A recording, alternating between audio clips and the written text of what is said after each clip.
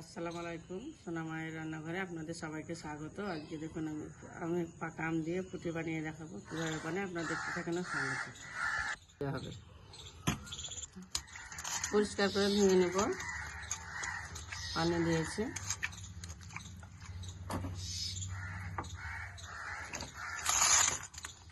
আমটা ছিলে নেব,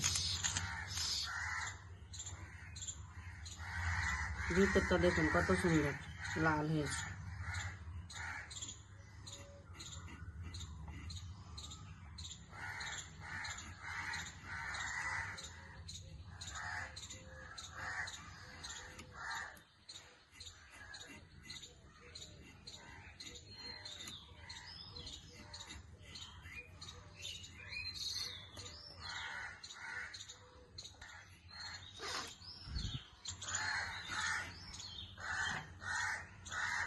এইভাবে একটু ছোটো ছোটো পিস করে কেটে নেব।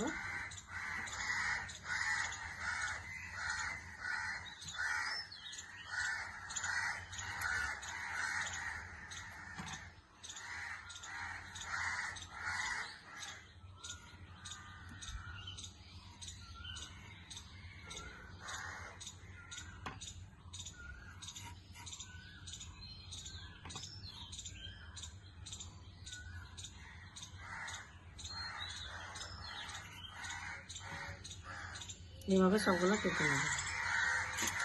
ছোটো ছোটো করে বানিয়ে নিয়েছি। একটু মিষ্টির জার নিয়েছি, মিষ্টির জারে ভরে নেব, পেস্ট করে নেব। গ্রেট করেও নিতে পারেন। মিষ্টির জারে ভরে নিয়েছি, একটু পানি দিয়ে দেবো, টেস্টটা ভালো হবে।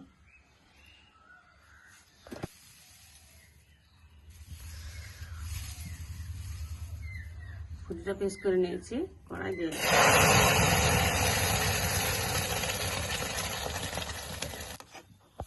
মিষ্টিটা পিস করে চিনি দিয়ে দেবো। মিষ্টি আছে আমটা, কারণ বেশি চিনি লাগবে না।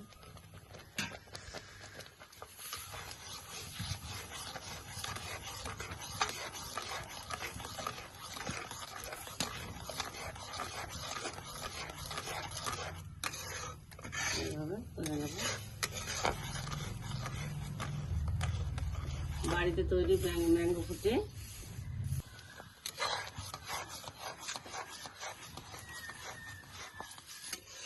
হয়ে গেছে, নামিয়ে নেব।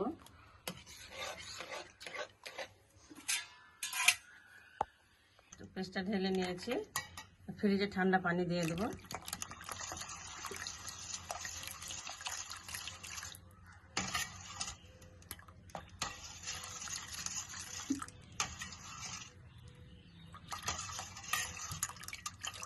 যেরকম দোকানের হয় বন্ধুরা, সেইভাবে বানিয়ে নেব। গ্লাসের মধ্যে নেব।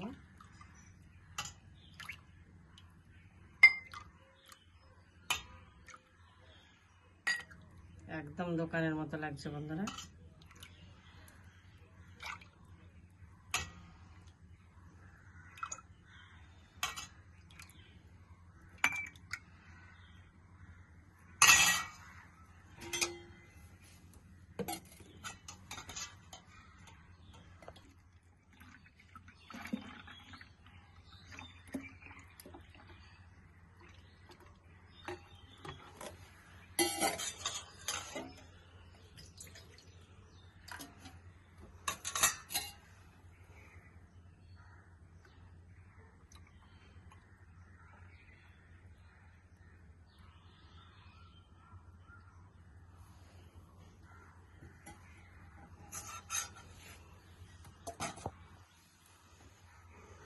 ম্যাঙ্গো ফুটিটা চেনার উপায় নেই যে দোকান থেকে কিনে আনানো না ঘরে বানানো, কোনো চেনার উপায় নেই বন্ধুরা। দেখুন একদম দোকানের মতো ম্যাঙ্গো ফুটিটা কত ভালো হয়েছে দেখুন।